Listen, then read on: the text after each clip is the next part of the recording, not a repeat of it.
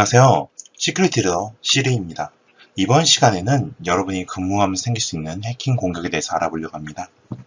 여러분들 근무하실 때, 재택근무나 아니면 실제 회사에서 근무하실 때 다른 분들과 대화를 어떻게 나누고 계신가요? 물론 대면으로 하시는 경우도 있습니다. 일단 대부분 사내 협업 도구를 이용해서 얘기를 하실 거예요. 메신저 같은 거 말이죠.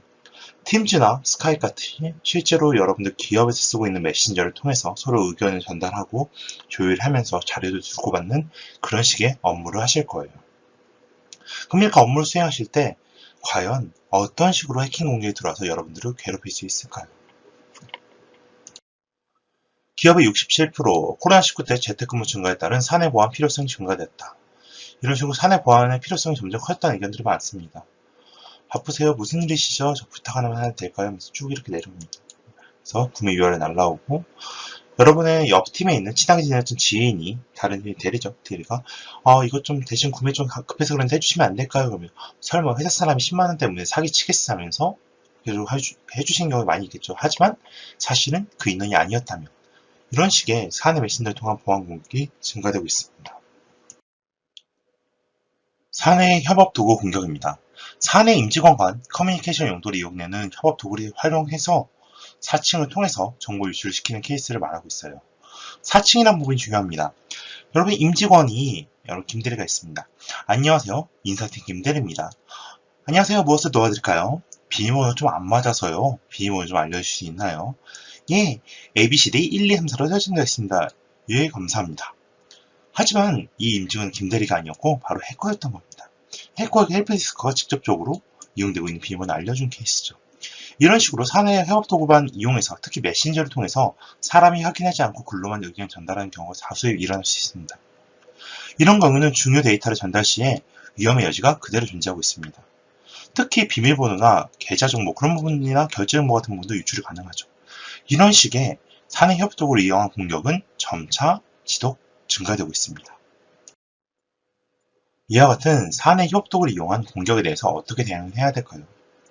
협업 도구를 통해서 업무를 수행하는 경우 비밀번호 같은 주요 정보는 전달해서 안 됩니다. 이는 협업 도구뿐만 아니라 메일로도 마찬가지입니다. 보통 저희가 일반적으로 비밀번호는 일방향적으로 암호화돼서 그 누구도 복호화해서 다시 쓸 수 없게 하기 위해서 이런 식으로 뭔가 문자로 남거나 글로 남는 행위는 해서는 안 됩니다.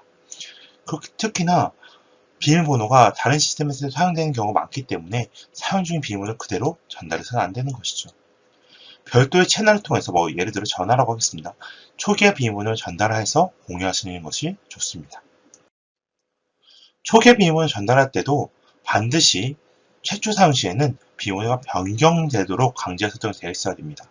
이런 강제 설정은 반드시 되어 있어야지 나중에 본인 이외에도 다른 누군가도 반드시 접속할 수 없도록 되어 있습니다.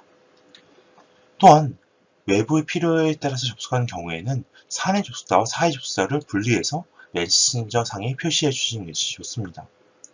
이렇게 사내에 직접 들어와서 사내 접속자로 위장한 경우는 쉽지 않습니다. 그렇기 때문에 사회에서 위장하는 경우가 많아서 이런 부분에 대해서 사회 내 접속만 가능하면 제일 좋고요. 사내 접속만 제한할 수 없다면 사내 접속자와 사회 접속자를 분리해서 메신저 상에 표시할 수 있다면 좀 더 안전한 이용이 가능하실 겁니다. 로그인 시에 추가 인증, MFA라고 하죠. 2차 인증을 하는데 이런 푸시 알람이나 OTP 숫자 같은 부분들을 이용해서 아이디 비밀번호만으로 로그인할 수 없도록 해야 됩니다.